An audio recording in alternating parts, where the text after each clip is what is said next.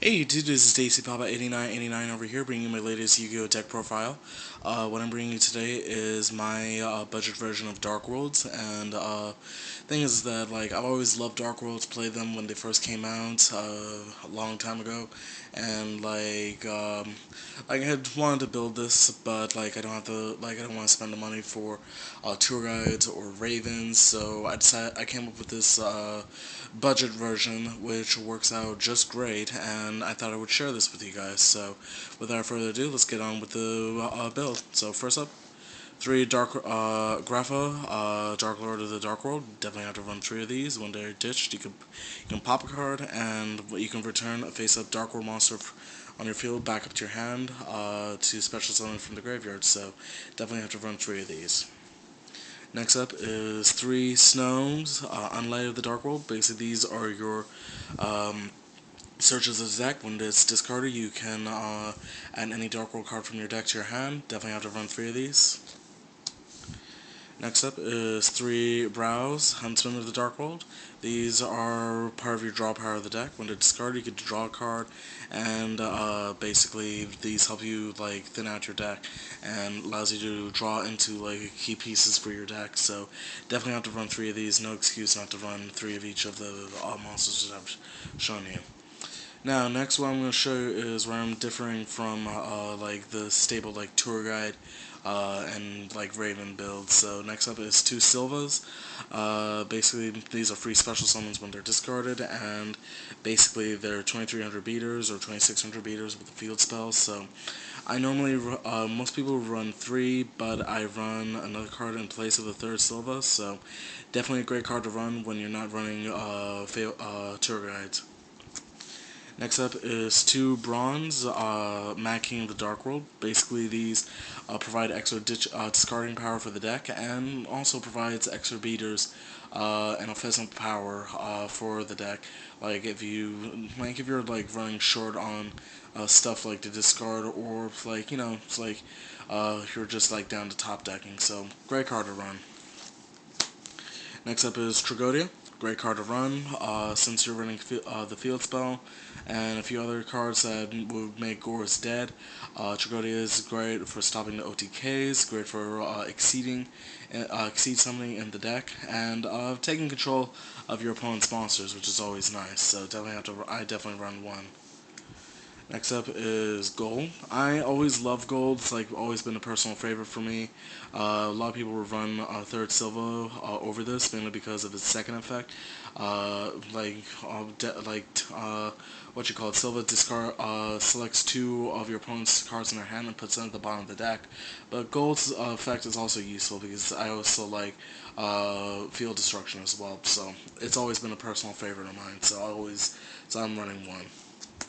And next up is Beige, Vanguard of the Dark World. Again, another free special summoning card. Definitely love running this. Next is Morphing Jar. Replenish your hand, discard some Dark World cards. Key thing about this card is that you need to make sure to protect this card and make sure you flip it on your turn so that you can gain the advantage of it and basically build up the momentum before your opponent does. Next up are the spells. Three, the Gates of the Dark World. Basically, these are the field spell of the deck. Main draw engine of the deck allows you to discard Dark World cards, discard your fiends from your hand, or Dark World monsters from your hand to the graveyard, and draw cards, and basically get your engine going. So definitely have to run these. This is the main card that's brought Dark Worlds back up into the spotlight. Next up are Dark World Lightnings. Basically, these are your more field destruction cards. Basically, you can allow you to destroy face down cards on the field and discard a card from your hand. So basically, most optimal play is destroy a face down monster, then ditch a Grapha to pop a back row or something else, or get a free special summon, and special summon or search or draw. So great card to run.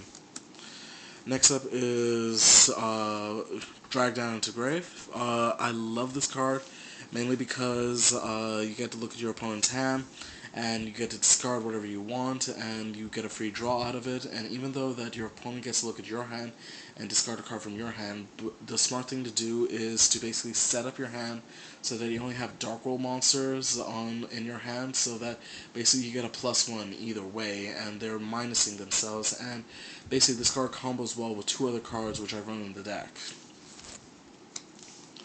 Next up is my replacements for Fabled Raven, which is the Cheerful Coffin. Basically, this spell card allows you to, discard up to 3 monsters from your hand to the graveyard, and basically, I run this over Fabled Raven, mainly because it's a cheaper option, and I think in some ways it is better, mainly because it does not waste a summon, and it's not susceptible to Effect Veiler or Herald of Orange Light. So, of course, Effect Veiler allows you to Synchro Summon or Exceed Summon, but if you don't want to spend the money, like, this is basically the card to run, so I'm liking it. Next up is 2 Mystical Space Typhoons. Common sense to run these. Card Destruction. Basically, extra discarding power, and get rid of those dead hands full of Darkworld monsters, and plus crazy off of them. Allure Darkness, extra draw power. Foolish Burial, set up your graveyard for Grapha play. Staples are Heavy Storm, common sense to run it. Monster Reborn. Book of Moon. And Dark Hole. Common sense to run these. You have to be completely stupid not to run these in any deck. Next up are the Traps. 2 Mind Crushes. Definitely a great card to run. Combo, like I said earlier, combos extremely well with Drag Down to the Grave, since you get to look at your opponent's hand. You basically activate this next and discard even more cards from your opponent's hand, so it really disrupts their strategies a lot and basically puts them in a really tight spot. And and even if you don't know what to call, or you call wrong, you can plan this so that you can discard one of your Dark World cards, and so basically this card is never a minus for you. Next up is to Escape from the Dark Dimension. Basically, since you're removing a lot of dark monsters for your field spell, basically you want to bring them back, or to push for game, or to bring back Grapha. Since your opponent will be focused on removing them from play, you can use it to revive them and make that last push. So awesome card to run. And last but not least, Drop Dust Shoot. Common sense to run it, combos well with disrupting your opponent's strategies and their hand, and pushing for game. Next up is the Extra Deck. Since I don't have any tuners, I normally go for Exceed monsters, and here they are. First up is Adrius, Keeper of Armageddon. Grade 5, rank 5 Exceed monster to run, since I run Silvers and Golds. Next up is Tyrus, Keeper of Genesis. Again, grade rank 5 Exceed monster, because of the monster line which I have. Next up is Utopia. Definitely have to run it. Number 17, Leviathan Dragon. Great to run, great beater to have. And last but not least, Levier the Sea Dragon. Great card to recycle. You remove from play Darkworld monsters, and you can actually special summon your opponent's banished monsters. So great card to run. And that's the build, YouTube. I appreciate some comments, some feedback, and what you guys think of the deck. And comment, rate, subscribe, and peace out.